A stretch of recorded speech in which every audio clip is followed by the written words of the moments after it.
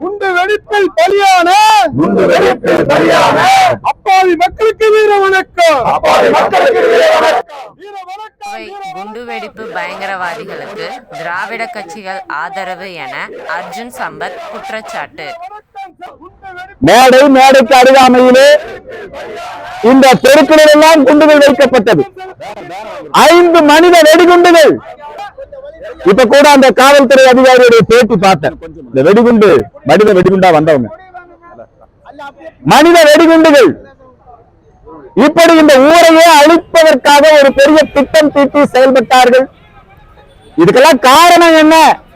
காரணம் யாருன்னு கேட்டா திராவிட கட்சிகள் தான், குறிப்பா திமுக தான் காரணம்.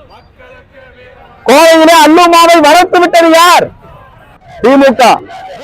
மு. ராமநாதன், சி.டி. தண்டபாணி போன்றவர்கள் தொடர்ந்து முஸ்லிம் பயங்கரவாதத்திற்கு ஆதரவு கொடுத்தார்கள், பாதுகாப்பு கொடுத்தார்கள்.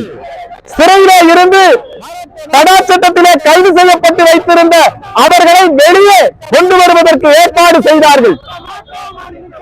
காவல்துறையின் மீது தாக்குதல், செக் போஸ்டுகளின் மீது தாக்குதல், குண்டுவெடிப்பு ஒரே நாள்ல நடந்துடல. அது தொடர்ந்து அப்ப இருந்தவங்களுக்கு எல்லாம் தெரியும். இப்ப வேணா வரலாறு தெரியாம இருக்கலாம், ஆனா உண்மையில் நடந்தது இதுதான். இந்த குண்டுவெடிப்பு சம்பவம்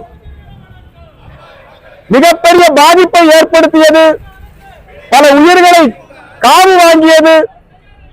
பொருளாதாரம், நம்முடைய கோவை, தமிழ்நாடு, இந்தியாவினுடைய மான்செஸ்டர்னா மும்பை பொருளாதார தலைநகரம்.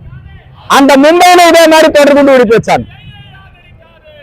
அதனைத் தொடர்ந்து தென்னிந்தியாவின் பொருளாதாரத்தை அளிக்க வேண்டும். இது பாகிஸ்தானுடைய திட்டம்.